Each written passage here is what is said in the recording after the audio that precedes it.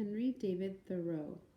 Henry David Thoreau was one of America's first great nature writers. He walked nearly every day in every kind of weather. During his hikes, he observed and meditated on nature. He watched how it changes through the seasons. Later, he recorded his thoughts in journals. Few of Thoreau's writings were published during his short lifetime, but eventually his collected works filled 20 volumes. Today, many people consider Thoreau the father of the environmental movement. Born in 1817, Thoreau saw our young nation growing and expanding. Americans were cutting down forests, clearing farmland, and founding towns. He hoped people would preserve wild lands. He thought each town should have a park or a forest of at least 500 acres. Thoreau spent his life by and large in his hometown of Concord, Massachusetts. After he finished his schooling, he held various jobs. He was a teacher and he started a school. For a time, he worked in the family's pencil factory. Thoreau's pencils were known as the best in America. Before long, Thoreau became a handyman for his neighbor Ralph Waldo Emerson. Emerson was a famous writer and thinker. He encouraged Thoreau's writing. Thoreau made a plan to build a cabin where he could write. Emerson agreed to let him build it on his property near Walden Pond. Townspeople were curious about Thoreau's venture. He began to write notes in answer to their questions. This writing turned into a book called Walden. It tells the story of Thoreau's 2 years in his cabin by Walden Point. Walden became his most famous work. Thoreau searched for deeper meaning in nature. He believed that people could better understand their lives through nature. We can never have enough nature, he wrote.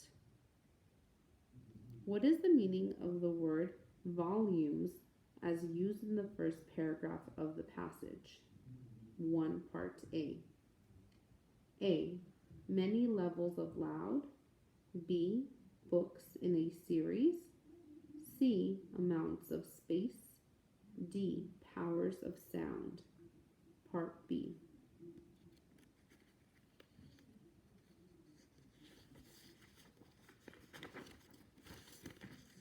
Which phrase from paragraph 1 gives a clue to the meaning of volume? A. Changes through the seasons. B. Meditated on nature. C. He recorded his thoughts. D. Thoreau's writings were published. Number 2. Which sentence best states the main idea of paragraph 3? Underline the sentence you choose. Thoreau spent his life by and large in his hometown of Concord, Massachusetts. After he finished his schooling, he held various jobs. He was a teacher, and he started a school. For a time, he worked in the family's pencil factory. Thoreau pencils were known as the best in America. Before long, Thoreau became a handyman for his neighbor, Ralph Waldo Emerson. Number 3.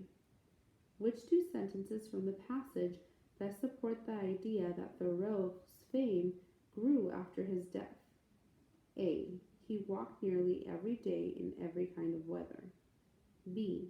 Few of Thoreau's writings were published during his short lifetime. C. Today, many people consider Thoreau the father of the environmental movement. D. He, Emerson, encouraged Thoreau's writing. E.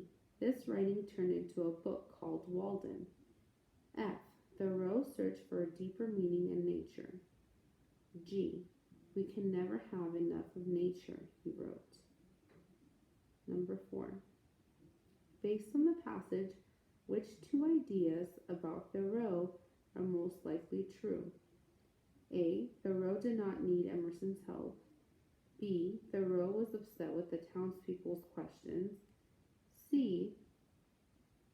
Thoreau worried that America's wild lands would disappear. D. Thoreau believed that his family did not represent his writing. E. Thoreau came from a wealthy family. F. Thoreau wrote mainly about nature. Number 5. How many acres did Thoreau think all parks should have? A. 300, B. 500, C. 20, D. 1,870.